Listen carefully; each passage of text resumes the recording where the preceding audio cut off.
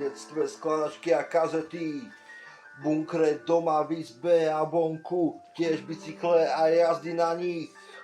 Nebola to nuda, ale ľudia boli iní vtedy. Po stromoch liesť, po lese, jazdiť po vonku, tiež pred školou ísť do obchodu, na 10. aj do školy. Rád som chodil na krúžky strelecký a počítačový, bavilo ma to, ako dnes ma baví hudba a texty.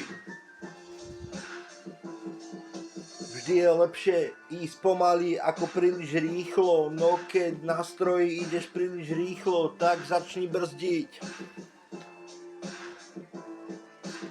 Dole kopcom mali sme preteky a bol som prvý. Keď stroj ide rýchlo, vtedy niekedy neviete zastaviť. A padáte na kolena, lebo sa uhnúť treba. Loďky z papieru a kôry zo stromov, zachraňovanie zvierat. Po dedine našli sme psov a dovedli sme ich domov. Návštevy kamošov u nich doma, chodenie do krčmy na kopolu a tyčinky, poškodenie ratraku v mojich 16 rokoch. Zvládol som aj peši chodiť domov z práce a aj na gitare sa učiť. Akordia, byť manažérom v kapele a organizovať koncerty.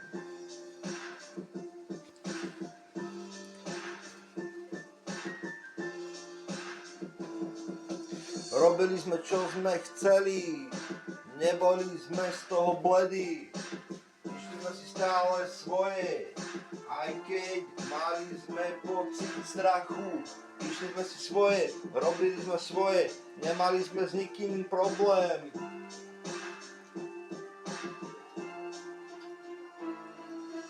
Išli sme si svoje, nemali sme s nikým problém. Chodili sme po vonku, až kým nebola úplná tma.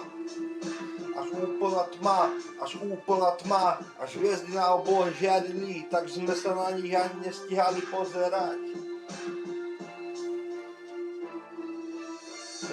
Všetko v porádku, išli sme domov, bolo to OK.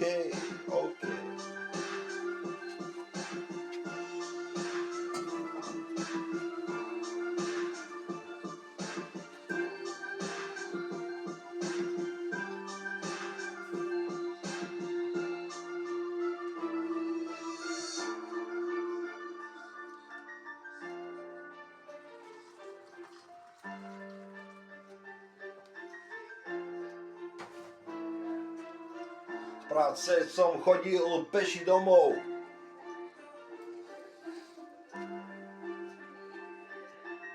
Z práce som chodil peši domov 16 kilometrov, len taký fukot.